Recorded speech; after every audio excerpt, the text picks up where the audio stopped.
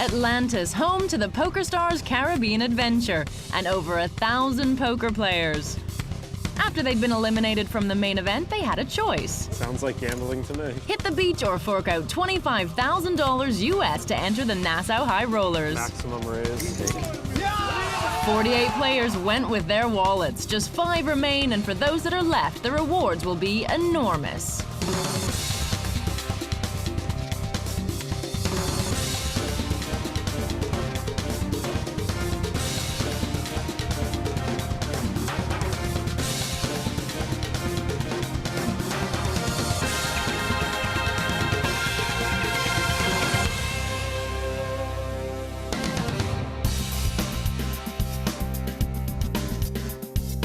Just 5 players remain to fight it out for top prize in this battle of the Titans. It's tight, but Bertrand Elke Grapellier is top of the leaderboard in a tourney which saw only the best of the best and nothing less.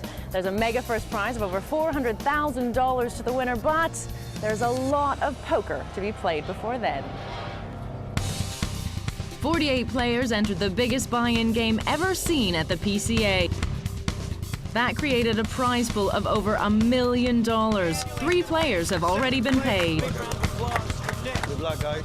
So now we're into the big money. There's close to $500,000 for first place, and 5 players remain in the hunt for that prize. I'm feeling very confident now. I mean, it's a tough table, but it was tough since the beginning. It's going to be tough, but it's going to be a lot of fun because these are fun people to play with, which is good and enjoyable. I think it's a very good table. Too many good players. It's my first final table ever. I'm going to be picking my spots, hopefully as well as I can. Possible, I won. Humberto has the shortest stack, while Bertrand Elke Grapellier is finding the PCA as fertile a breeding ground as ever. Let's join the action. Your commentators are Ali Najad and Daniel Negreanu. Humberto Brenes is incredibly short-stacked with the blinds at 8 and 16,000 and a $1,500 ante.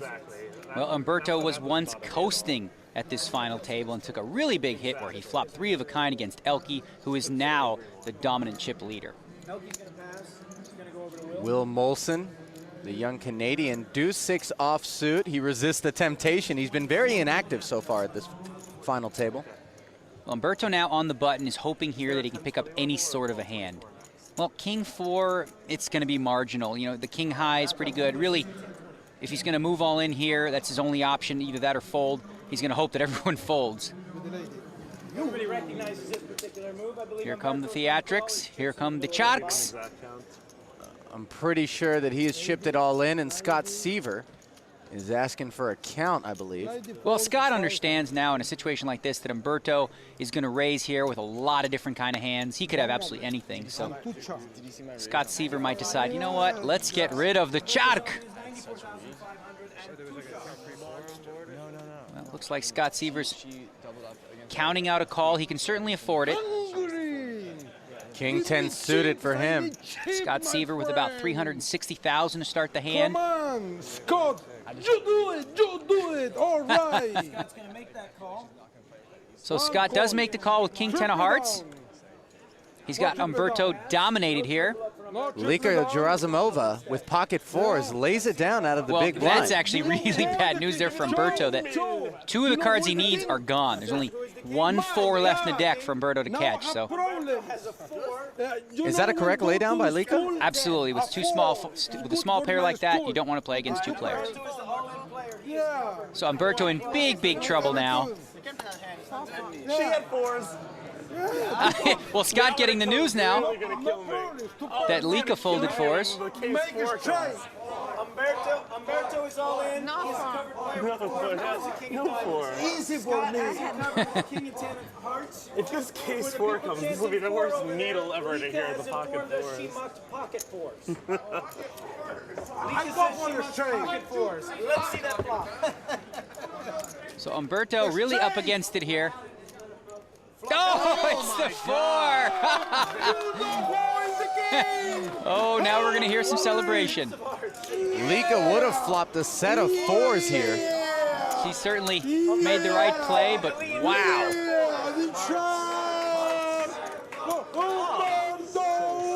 He hasn't let a charm charmed enough life as is. Oh, it is a heart. Here we go. Now Scott Siever has some additional outs. Your life do I win this? He needs to catch a 10 or a heart. Come on, let me do laps around this building. Umberto is in the lead with a pair of fours. Heart. Scott desperately looking for that I heart. will run laps around the building. Well, they're getting a little into it I'm here. ready to do my laps. I'm gonna start running and do my victory laps. Oh boy, oh boy. Scott Siever wins the pot. He's doing his Umberto impersonation here. Well, what's good for the goose is good for the gander, I guess. Good sports, both of them. Umberto, always the showman, having fun with it. Takes a little bit of a beat there on the river, but 400 years. okay. I'm not sure I know what just happened. Always so sad to say goodbye to Umberto Brenes, such an entertainer at the table as well as a great player. Did you enjoy your time at the table? I mean, you did some great moves and you looked like you were having fun. And thank you. I have a good time. I play poker a long time ago. It's my hobby. When I am at the table, every time I am happy. In some moment, I am the big leader. I lose trips over trips, set over set. What can I do? But the important, I have a very, very good time. I am here with my family, my 2 sons, and this tournament is perfect for the beginning of the year. This year, some people say it's a no good year in the economy, but for me, it's perfect. My 2 sons here, Roman, Roberto, and Jose, all the family play poker, happy. Yeah, I am very, very happy. Scott Siever up to almost $500,000 in chips now. That's good for third out of the remaining 4 players. Lika is on the short stack. Join the hand already in progress here. Elke's going to check the big blind with the queen 3. Got 3 players in this pot. Lika with ace-jack offsuit, best hand pre-flop. Scott Siever has flopped a heart flush draw. Gerasimova still with the best hand with ace-jack high. It's been checked around, and now Lika has made aces up. Still doesn't want to bet here. Well, interesting that Scott actually checked also with his flush draw on the button. He's trying to catch that heart. He can get paid off if he hits it, and he did. He's hit the heart. Wow, and that's a bad card for Lika. She's now got aces and jacks. Can't check any longer. Bets out. Well, she's not going to like what she hears here. I would expect Scott Siever, the way the hand was played, since it was checked all the way to the river, that he's got to feel like his 10-high flush is good, and he's going to go ahead and put in a raise right here. Unless he's worried about the full house, but at this point, I would bet my money on him raising here. 150,000. And indeed, he does raise to 150,000. She just let out a gasp of air saying, oh no, really? Really? Really? She's also got to be somewhat concerned that the 7 was slow played, right? Well, that's a possibility. The way Scott played his hand, he could have a hand like 6-7 or even pocket aces or something along those lines. It's difficult for her now to put him on the flush draw because he checked both the flop and the turn. I can do it flush. She's thinking through it right now. Maybe full. She's thinking maybe a flush or maybe a full. I call. Yeah, she finally makes the call. Lika says hoping to call. see a bluff, but she doesn't Scott like what shows she 10-3 sees. suited and hearts for a flush. Lika shows ace-jack for top 2. Well, a really bad card for Lika on the river there, making Scott's gonna take this aces hand and with a jacks, flush. but Scott Siever hitting his flush and winning another big pot. That's 2 in a row, knocking out Umberto, and now winning a big one off Ivan Demidov's girlfriend here. Well, Lika will look to gather herself after that beat. Back with more in a moment.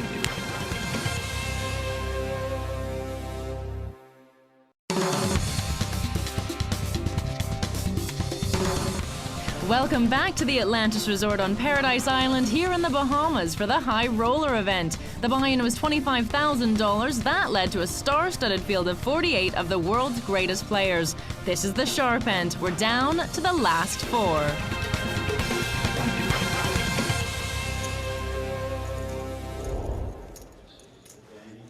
Blinds at 10 and 20,000 with a $2,000 ante. Will under the gun. Action's going to be on Will Molson in first position. He's going to raise to 57,000. Well, he's finally going to get active. This isn't exactly a strong hand, but when you're short-handed with just 4 players left. And when you've been staring at as many napkins as Will has. Right, you got to get in there and gamble a little bit. So he looks at the 1 ace and says, I got to steal the blind. It's going to be tough to steal the big blind of Elke Grospellier, especially with a suited connector. You know.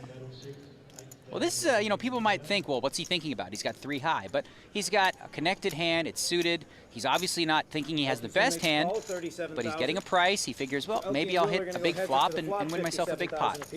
Wow, and you see Will there not happy about being called. Oh, this could be dangerous. Elke's first. Molson's flopped his ace, but as you can see, Elke's flopped 3 threes.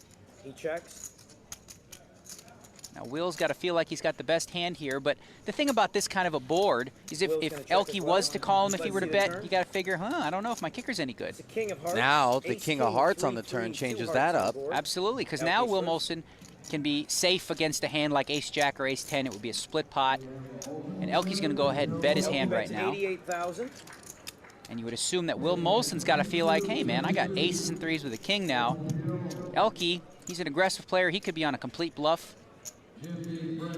But one of the dilemmas that Will is facing here is he senses that he can only call to split it here, right? Well, you know, that's a possibility, but, you know, we're talking about Elke. Elke's an aggressive player. Elke could have 7-8. Elke could have anything in this kind of a situation, so. And just be trying to take control of the pot based on the fact that Will checked. I think folding an ace in this spot against a guy like Elke is a little bit on the weak side, because Elke doesn't have to have the 3 here. So. All right, 88,000 apiece. He does make the call. It's a 10 of spades. Well, the river's a 10. That changes nothing. Elke's still got the best hand, and now it's time to figure out how much can I get from Mr. Molson? How much is he willing to pay to see my 3 threes? Over 300,000 in this pot. Question is, how greedy will Elke get here? And will Molson pay him off? He's doing a lot of thinking here. He's certainly not thinking he's beat. He's thinking now, how much should I bet? 400,000. Wow. So he's going for the overbet, really hoping that his opponent, Will Molson, has a hand like ace-king or maybe even ace-10 and is going to make the call. Might be a little bit greedy. What goes through your head when you're faced with a huge overbet like that? Well, I mean, the problem with such a big bet is it's so significant to your stack, so it's difficult to call. It puts you in sort of the meat grinder, if you will. It just makes it so much tougher. I think Elke here made a little bit of a misstep. I think maybe a bet of 150,000 gets called quickly. But 400,000, he might have been a little bit too greedy in this spot. Doesn't the simple logic tell us that a big overbet is a bluff more often than not? Well, no, you'd think so. You'd think so, but with good players in spots like this, what could he really be bluffing with? You know, to bet the turn and bet the river. I think Will Molson might actually get away because of the bet size in this situation. I think if you ask Elke, he's going to say, you know what, I wish I bet 150 now.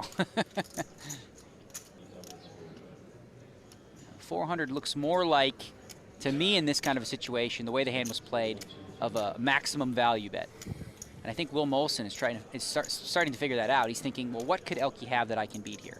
Only thing I can really beat is maybe if Elke has 2 hearts in his hand. Something like 5-6 of hearts, where he picked up a flush draw and missed. Could be Queen Jack, too. Well, that would beat him. So he's going to throw the hand away. It's a good laydown. He shows the ace, and now Elke's got to smack himself in the head and say, dang it, what did I do? Why 400,000?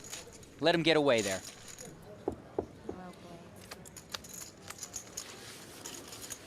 Well, disciplined laydown from Will Molson as the chip leader adds to his stack.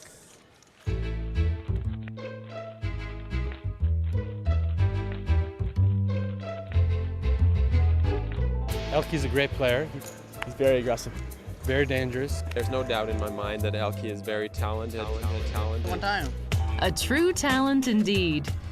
At the age of 22, Elke was the first player ever to reach Supernova Elite status, amassing an incredible 1 million points in just 4.5 months, with online wins exceeding $500,000 and over $4.1 million in live tournament winnings. Elke has become one of online poker's highest earners, thanks mainly to his unique and unpredictable poker style.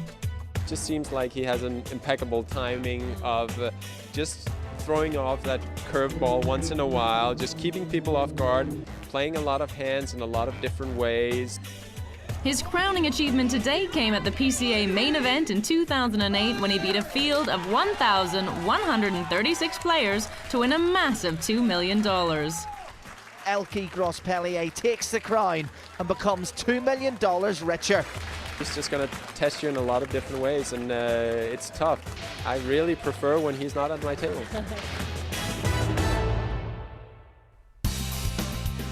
So there he is at the top of the EPT rankings thanks to that win at last year's PCA. As things stand, Elke is the most successful player in EPT history, and he's on course for yet another big cash.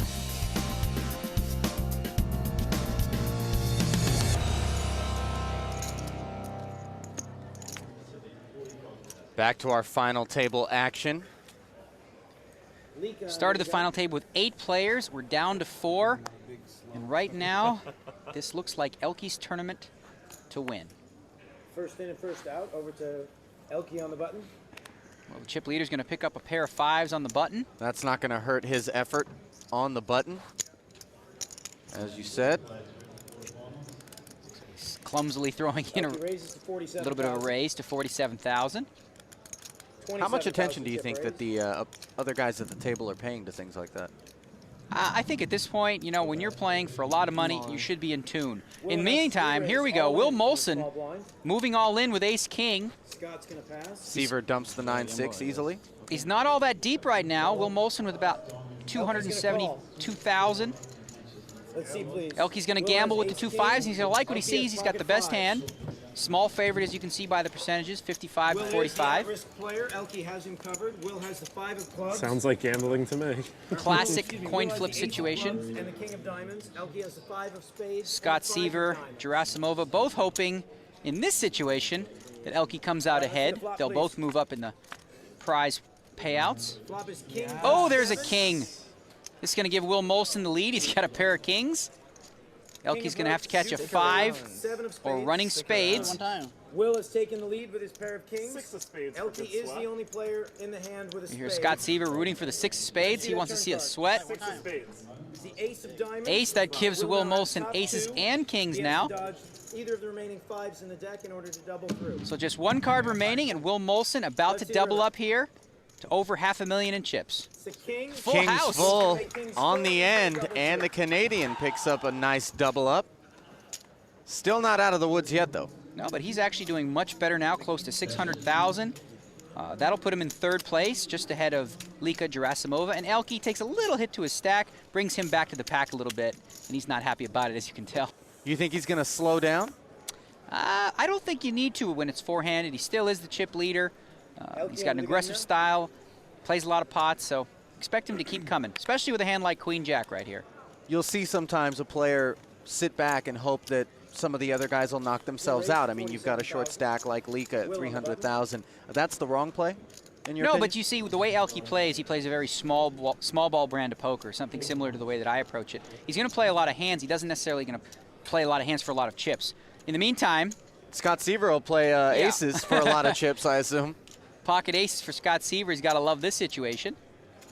Scott's going to make the call out of this. Wow, so he's playing tricky. Scott is just smooth calling. He's looking to possibly set up Lika. Maybe he thinks Lika's, you know, itching to raise and put all her chips in, or maybe he's just trying to set up Elke. Oh, and look at this. Lika so here, is it's trying gonna to work. execute the squeeze. Amazing play here by Scott Seaver to slow play the aces. He threw out the bait for Gerasimova, and she bit hook, line, and sinker with an 8-6 of hearts. She's like, oopsie. Yvonne, you said that was a good play. What happened? I thought that's supposed to work when I do that. Very perceptive move there for Scott Seaver to slow play the aces, get maximum value. Now, for the plan to work out properly, he's got to have the aces hold up. Yvonne's like, works for me. Oh, well, look at this. Lika has flopped a gut shot straight draw, and you hear her calling for the 7. That's what she needs. It's never easy, is it? Scott Seaver with the aces now just praying, no 7. I played this hand so perfectly. Please don't punish me. That's no help there for Gerasimova. She's going to have a 7. Otherwise, we'll be down to 3 players. I'm sweating this one, I will tell you. Lika's looking for a 7 at this point. I'm sweating. To make a straight Scott Seaver sweating one more card. If he wins this pot, he'll be in really good shape as the chip leader. Yeah. It's a 6 of diamonds. Lika cannot hit the 7. She will be our 4th place finisher, earning over $90,000. She says her goodbyes, and young Scott Seaver is in great shape here.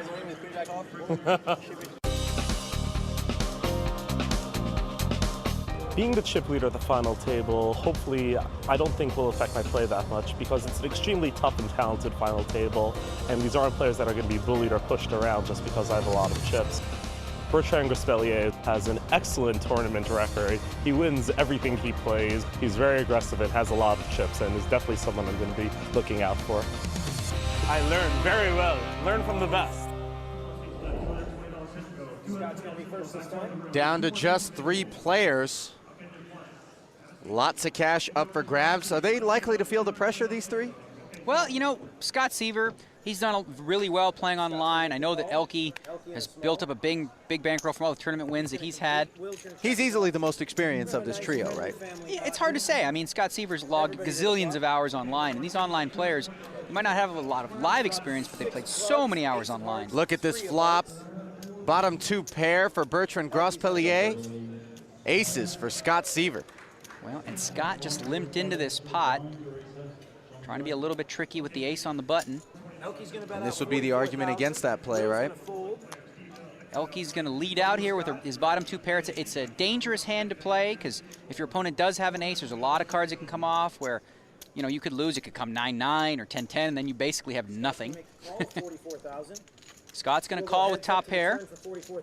Play it cautious and carefully. Both players pretty deep in chips. Queen changes nothing for Scott. Bertrand still with the best hand. Elke's got to feel like he's got the best hand. He's going to want to value bet it again and protect those bottom 2 pair. It's a very vulnerable hand. Let's not forget that Scott demonstrated he can limp in with a big hand, however, earlier with the aces in the small blind, eliminating Lika Gerasimova. Well, there are draws out there. You see 2 hearts.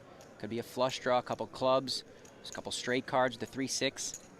Scott Seaver's hand right now for Elke is a little bit difficult to read, but having said that, he's definitely going to want to protect the bottom 2 pair. Elke's going to bet 111,000. So a good, healthy bet, 111,000. For Scott Seaver now, he's got to ask himself, well, you know, this is Elke here. He could be on a bluff. Elke might have the flush draw. Can you move your right arm? You know, it's possible that Elke could have an ace as well. Elke could have ace-5, ace-4. Scott Seaver's got a lot of hands in his mind that he can beat right now. Maybe he thinks, you know, if Elke had 2 pair, why didn't he check raise me on the flop? Why did he just bet out? There's a lot of sort of chess going on right now. These players have played so many hours against each other. They're really getting inside each other's heads. So just going to make the call is Scott Seaver, hoping that his aces are good. Almost 400,000 in the pot now. It's a battle for the chip lead right now. So a backdoor flush present, as you can see. I don't think either player is going to be overly worried about the club hitting. There's only 1 club on the flop. Is this a situation where you favor a defensive bet by Elke? You know, it really depends so much on the history between these 2 players and how they've played hands in the past. Both know each other very well at this point, I would imagine. So it's all, what does he think? I think that he thinks that I think I'm going to do. Elke bets 166,000. Scott insta-calls. Well, Elke makes a good bet on the river, a good healthy bet, and will regain the chip lead. 166. Getting back over the $1 million mark. Scott Seaver slipping to about 700,000 chips after that loss, and Elke feeling really good about his bet sizing in that pot. I like the way he played that hand very well. But at the same time, I think Scott Seaver did nothing wrong as well. It was just a hand that sort of played itself between 2 really great players.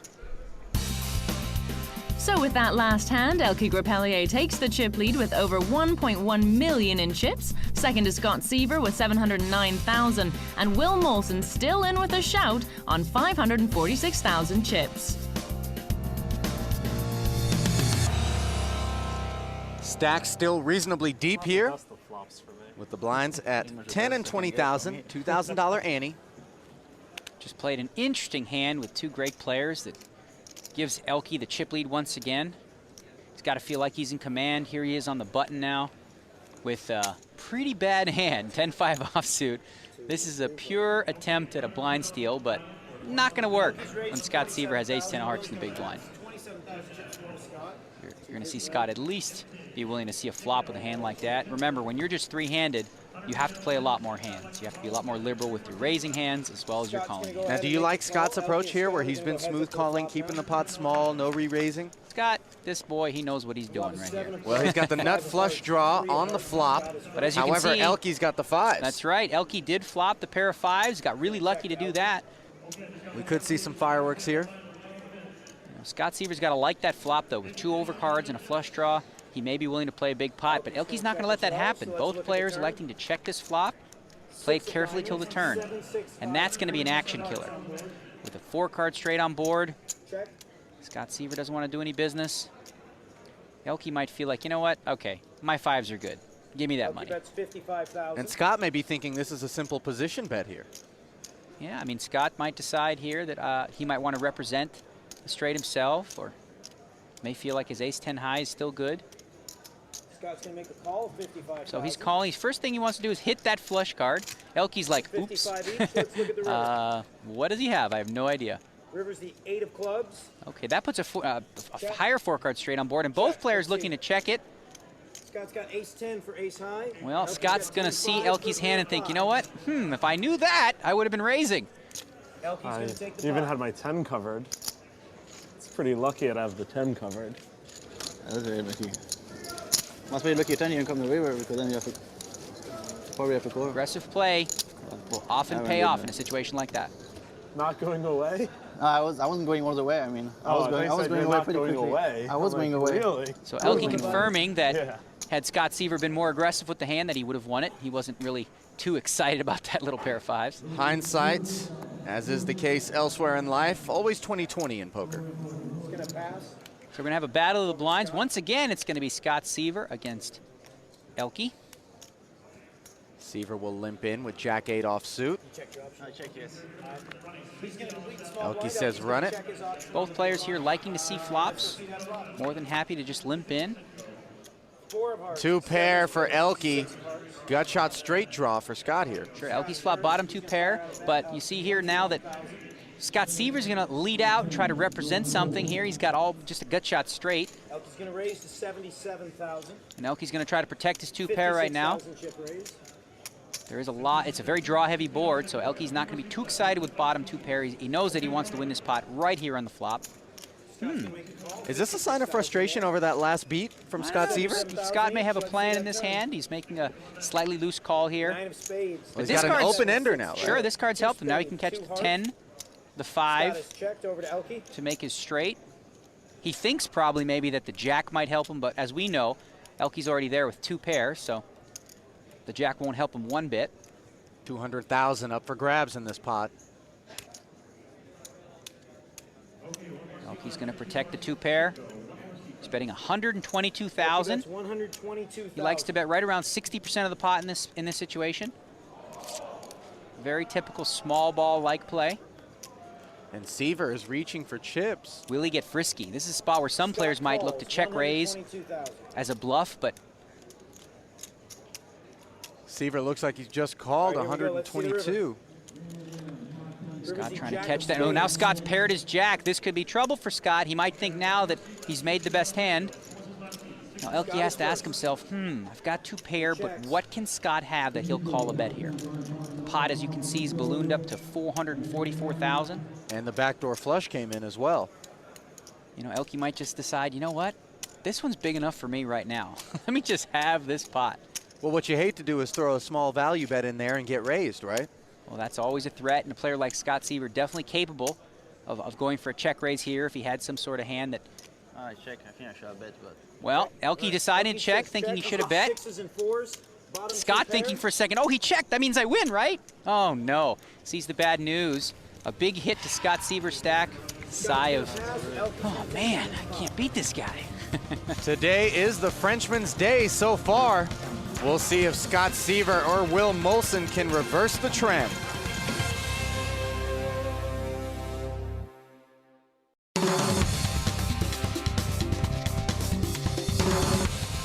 Welcome back to the Bahamas for the high roller event of the Festival of Poker, where a world-class field of 48 players has been whittled down to just 3. We'll also the Costa Rican Humberto the Shark Brenes in 5th place.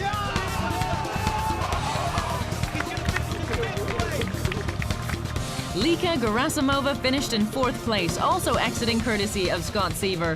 The young American then had his fingers burned 3 times in succession by Elke. Scott's stack is 2/3 smaller as a result. We join the action with 3 left. This is unreal. Your commentators are Ali Najad and Daniel Negreanu. Elke, 1.4 million for him. Will Molson, 530,000 roughly, and about 443 for Scott Seaver. You know, and Scott's got to feel really frustrated. A couple hands against Elke where he had draws and he just couldn't seem to connect. It's very frustrating when you have situations like that come up. Both times he could have been very aggressive and possibly been eliminated, but chose the careful approach, which is why he's still here. Neither player connecting with the King-Queen-9 flop. You know, this is a situation with a board like this when 2 players have absolutely nothing. The guy who wants it more is the one that's going to win this pot. The hands are irrelevant. Both players have checked. Still no pair anywhere. Well, Elke's put up the white flag. He says, you know what? You can have this one, buddy. I'm not going to bluff at it.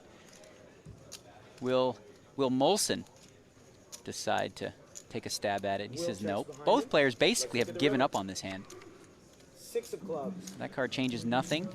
Molson actually has the best hand with 8 high here. Wow, look at that. All Elke had to do was say, boo. All he had to do was sneeze at his chips, and Will Molson said, out of the way.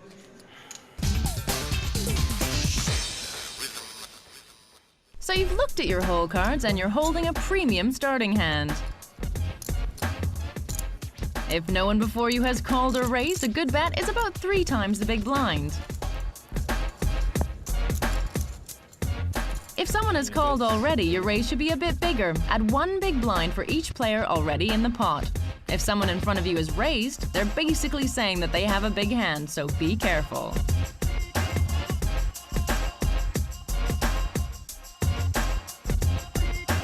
The later your turn to act in a hand, the more information you have about the other players at the table. The best place to be then is the dealer. Everybody else has already acted. The next best is 1 seat to his right, and so on. So in late position, if no one's had a bet, get in there, raise it up, and steal the blinds. Not always thin. Good dance, very good dance, bad dance.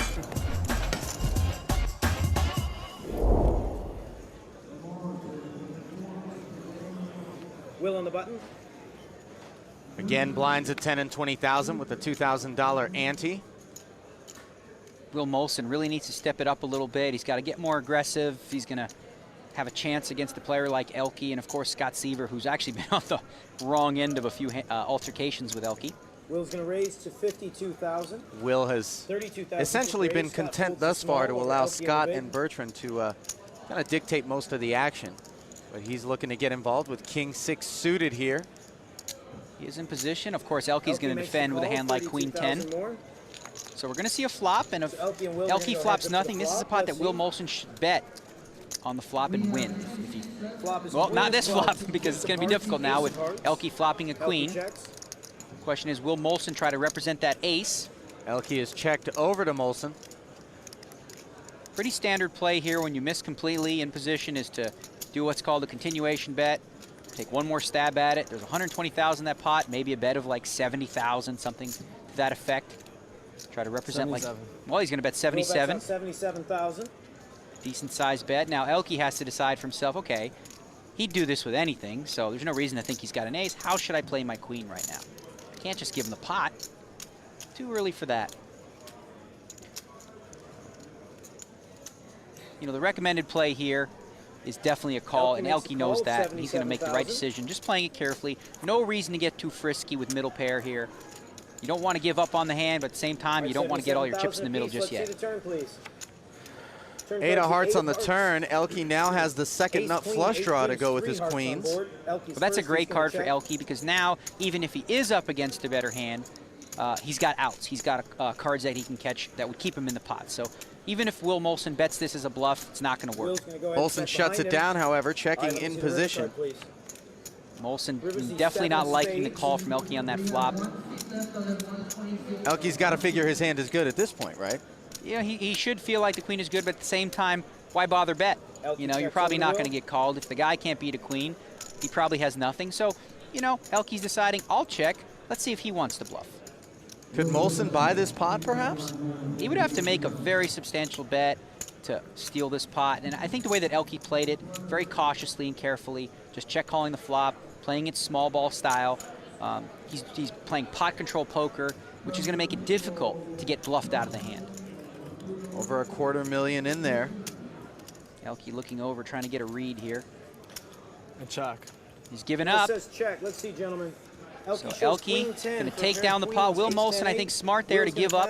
Once he checked the turn, the gig was up. He had to slow down, and he saved the bet on the river because I'm pretty sure Elke was going to make that call. And there's a sight we've seen so many times at this final table. Elke stacking chips. Plenty of notable pros taking in the action, and Kara standing by with one now. Professional poker player and high roller himself, Barry Greenstein, has been watching the play here very carefully on the final table. I know you've had an eye on Elke's play in particular. Can you talk to us about the things that he's been doing with his obviously very large stack and dominating stack to increase his equity here?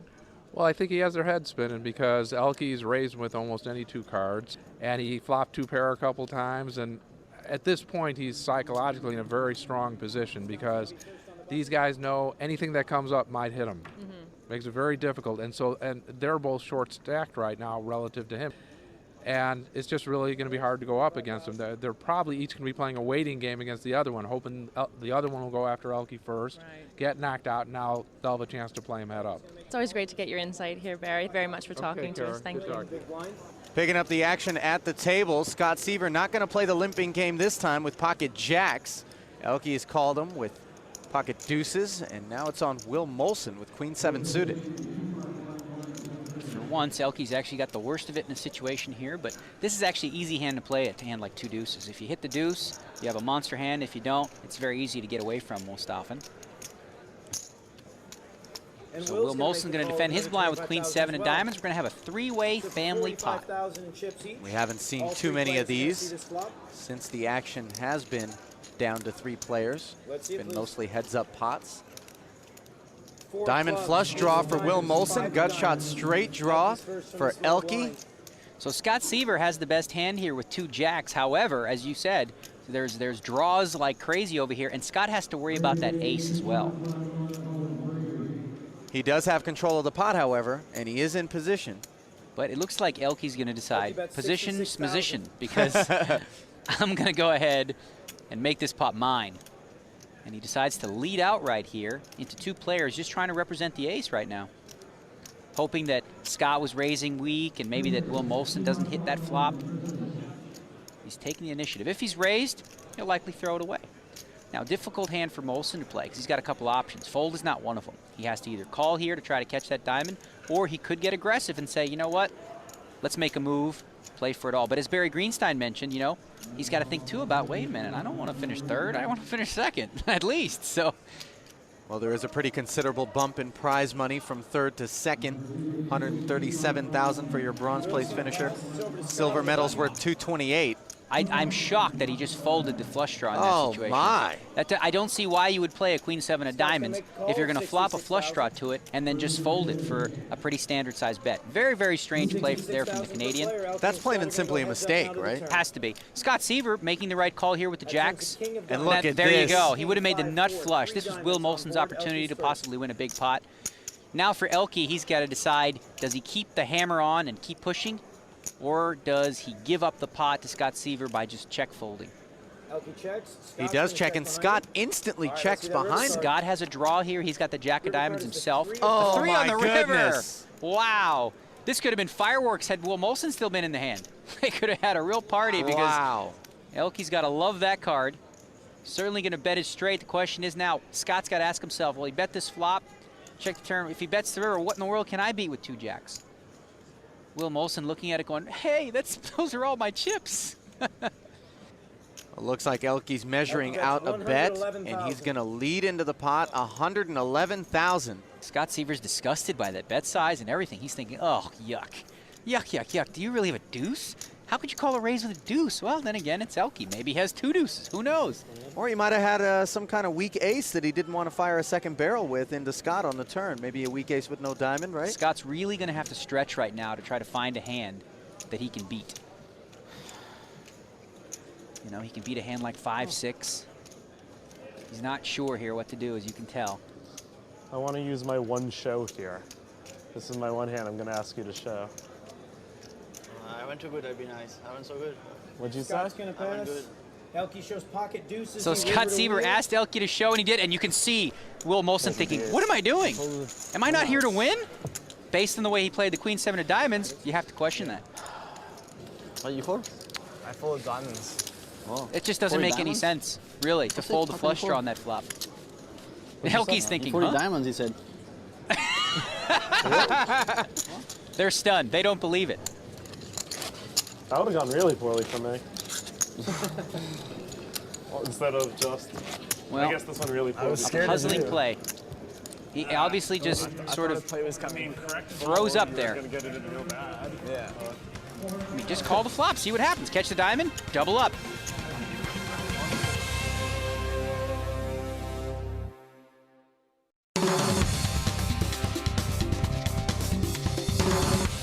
Welcome back to the Atlantis Resort for the PokerStars.net High Roller event, part of the Festival of Poker. A field of 48 has been reduced to just 3 players. One of them will pocket $433,000 for taking this event down. When you left us, Elke had just rivered a straight against Scott Siever, and for the next 10 hands, the chips continued to flow away from the American. When we rejoin the table, another 100K has gone Elke's way, and Scott has less than 10 big blinds. Okay, if you've got a stack like Elke's here, Daniel, now can you maybe sit back a little bit, or you still pedal to the metal? You know what? Elke knows exactly what he's doing. He's in the driver's seat. He's still going to play a lot of hands. He's just not going to play a lot of big pots. He doesn't need to. He's not going to make any big mistakes. Well, Scott Siever's not going to let him play any small pots. I'm sorry. He's going to force him into playing a big pot. Well, in this spot, Elke's going to make the call here with ace-8, figuring he knows Scott Siever at this point is so short-stacked, he's got to make a move with anything. Okay, So it's a very close hand, almost a coin flip situation, as you can see.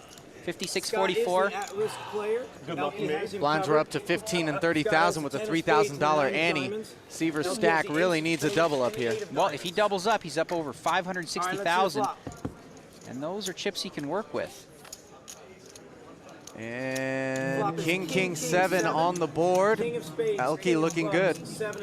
No help for Scott Siever. He's going to have to catch a 9 or a 10 or some funky running straight.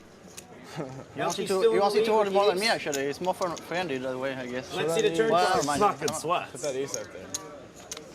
Oh, there's the ace. That'll cinch it.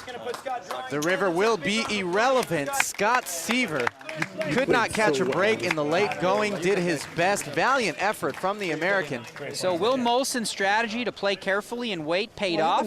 He's got his situation heads up against Elke. He's moved up on the prize ladder, but he's still got to be kicking himself about folding that Queen 7 of diamonds. And out in third is Scott Siever. Really unfortunate to see you go. You've been very entertaining up there. I loved the lap. The victory lap was great. Thank you. I enjoyed it as well. You seem to have quite a good rapport with Umberto Brenes going as well. Oh yeah, I like to think that I'm pretty close with all the guys that were at this final table. It was a group of guys that we all played together a bunch. We know each other, and I just wanted to have fun out there, and I think I did. Did you expect anything different from any of their styles, as you have played with them so much before? Not really. Everything went pretty much as expected, other than me not winning. That was the only thing different than what I expected at all, basically. So it's heads-up time, and Elke Grappellier has reached a final table at the PCA for a second year running. He has a monstrous chip lead of 6-1 over Canadian Will Molson.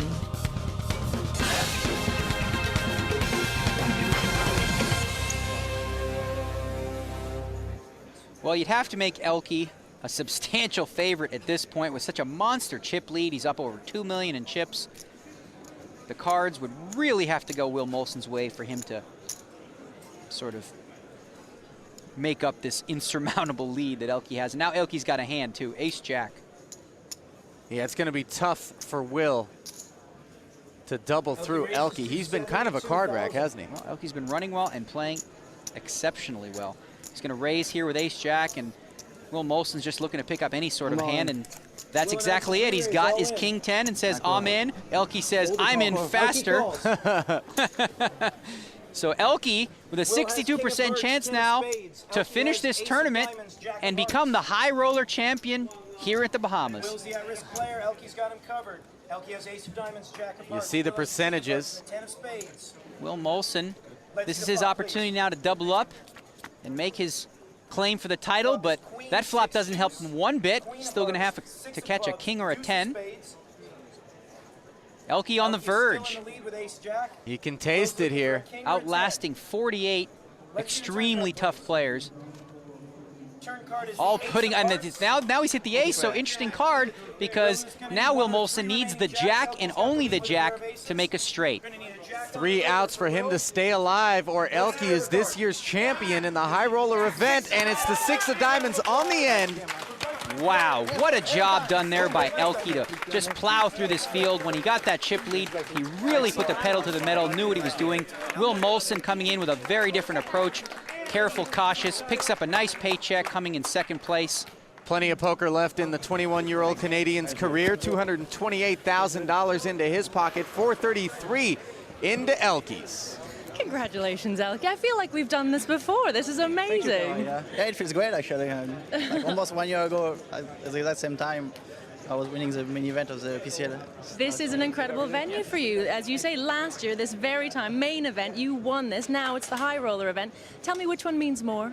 Well, of course, the main event was like much bigger because it was the first one, but this one means a lot, a lot also because the field was so prestigious, and I was able to play very well the whole 2 days, and it was a really great event with so many very good players, and the structure was also great. So, yeah, you know, they're both going to be very, very good memories for forever, I guess. But well, you must feel like a true champion, and you are. This was an incredibly difficult field to fight your way through. The High Rollers event is the best of the best in poker, so well done, Elke Grappellier, our new champion here. Well done in the High Rollers event for the PCA in the Bahamas. Very well done. Thank you. Well done.